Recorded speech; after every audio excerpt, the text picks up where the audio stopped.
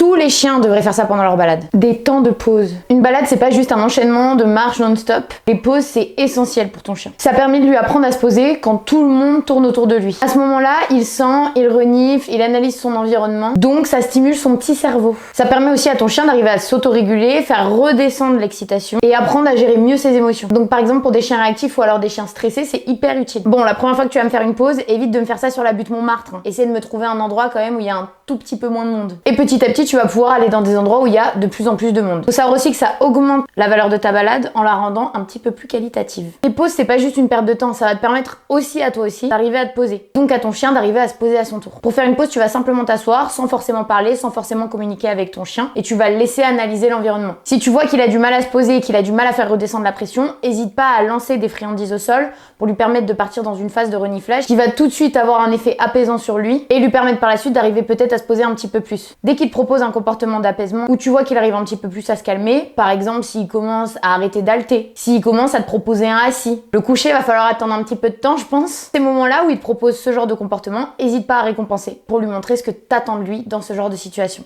C'est-à-dire un petit peu plus de tranquillidad. N'hésite pas à prendre le temps pour que toi tu sois plus détendu, pour que ton chien soit plus détendu et que vous soyez tous les deux un duo beaucoup plus heureux. Pour plus de conseils en éducation et rééducation, n'hésite pas à t'abonner et puis moi je te dis ciao!